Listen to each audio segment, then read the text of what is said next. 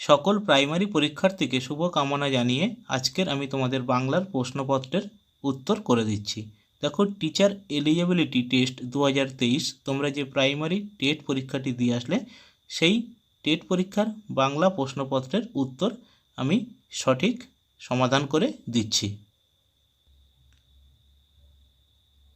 দেখো, part B language on Bengali 31-এর দাগে সকাল থেকে অবিশ্রাম বৃষ্টি ঝরছে, একই তালে ঝরঝর ঝমঝম।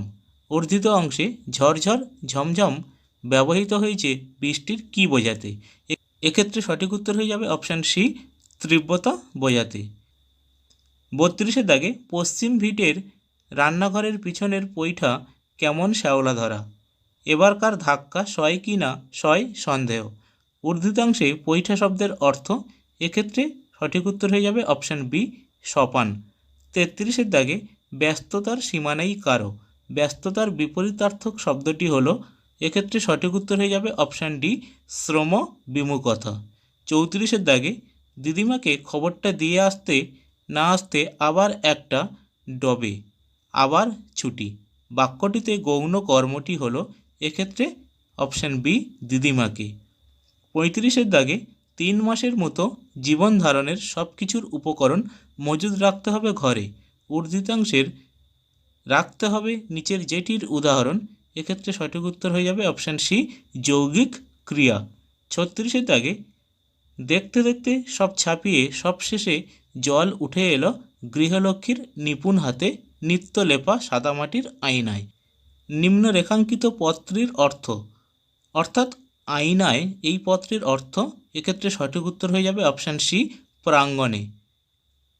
37-এর দাগে ভিটেই ড্যাশ ঘর, শূন্যস্থানে কি বসবে? এখানে দেখো সঠিক উত্তর হবে অপশান সি, ভিটেই।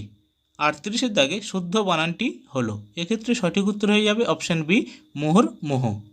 39-এর দাগে কথকের মা যে কলা গাছগুলিকে চিহ্নিত করেছেন সেগুলি যে কাজে লাগবে, এক্ষেত্রে সঠিক উত্তর হয়ে যাবে অপশান সি, ভেলা বানাতে।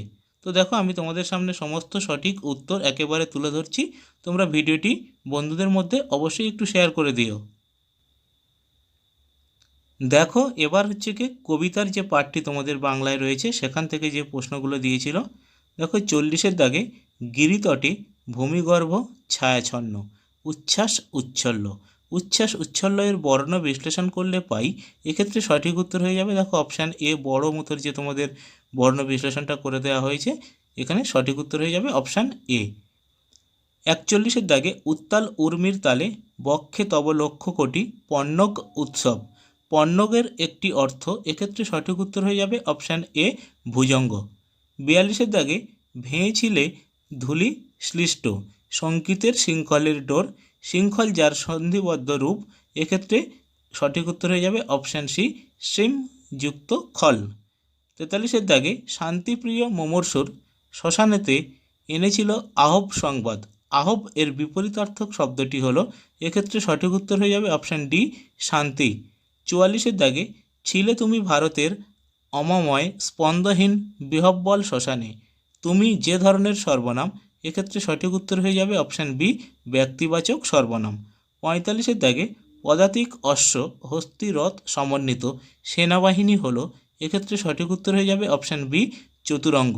46-এর দাগে চতুর্থ শ্রেণীতে বাংলা বানান শেখানোর সর্বোত্তম পদ্ধতিটি হলো শিক্ষার্থীদের, এক্ষেত্রে সঠিক উত্তর হয়ে যাবে অপশান ডি, শুদ্ধ বাংলা ভাষা পড়া এবং লেখার অভ্যাস গড়ে তোলা। 47-এর দাগে চতুর্থ শ্রেণীতে শিক্ষার্থীদের সাহিত্যমূল্য উপলব্ধির ক্ষেত্রে নিম্নোক্ত যে পদ্ধতিটি আপনি গ্রহণ করবেন, এক্ষেত্রে সঠিক উত্তর হয়ে যাবে অপশান ডি, কবিতার বিষয়বস্তুর উভমুখী আলোচনা। দেখো, এখানে 48 নম্বরে যে প্রশ্নটা আছে, দলগত শিখনের জন্য দল গঠনের ক্ষেত্রে আপনার দৃষ্টিভঙ্গি হবে, এক্ষেত্রে সঠিক উত্তর হয়ে যাবে অপশান ডি, এগিয়ে থাকা এবং পিছিয়ে পড়া ছাত্রছাত্রীর সামঞ্জস্যপূর্ণ মিশ্রণে দল গঠন করা।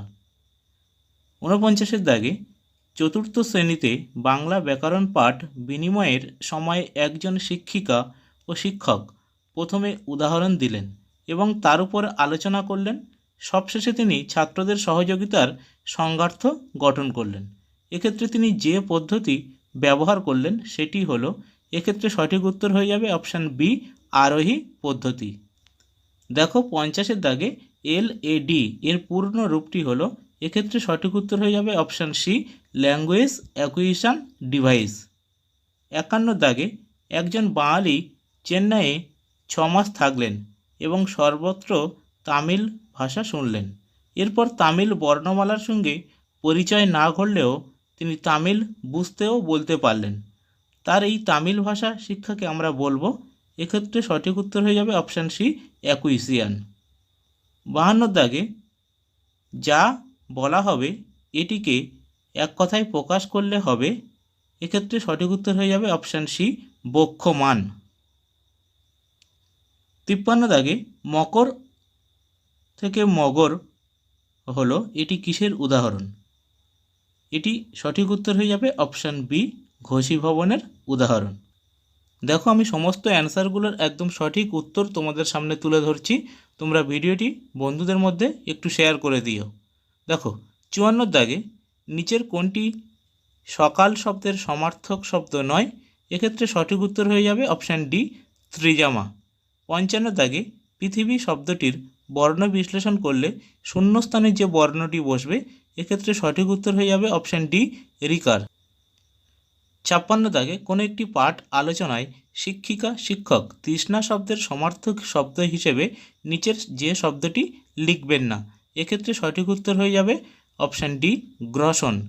57 দাগে ধান সমেত খড়ের গাদাকে এক কথায় বলা হয়, দেখো এক্ষেত্রে সঠিক উত্তর হয়ে যাবে অপশান ডি, পালুই। 58 দাগে নিচের সঠিক জোটটি পছন্দ করো, এক্ষেত্রে সঠিক উত্তর হয়ে যাবে অপশান এ, আপন আকার পদন্তন্য আপন মানে নিজ, আর আকার প মধ্যাহ্ন আপন মানে দোকান। 59 দাগে নিচের যেটি মৌলিক স্বরধ্বনি নয় সেটি চিহ্নিত করো, এক্ষেত্রে সঠিক উত্তর হয়ে যাবে অপশান ডি, দীর্ঘউ। 60 দাগে নিচের গুচ্ছগুলির মধ্যে যেটির শব্দধ্বনি অল্প প্রাণ সেটি চিহ্নিত করুন, দেখো এক্ষেত্রে অপশান বি আর অপশান সি এই দুটোর মধ্যে যে কোনো একটি সঠিক উত্তর নিতে পারে, এখানে আমি সঠিক উত্তর রেখেছি অপশান বি।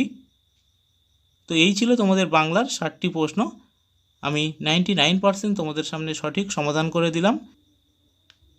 এবার আমরা অপেক্ষায় থাকব পর্ষদের অ্যান্সারের জন্য।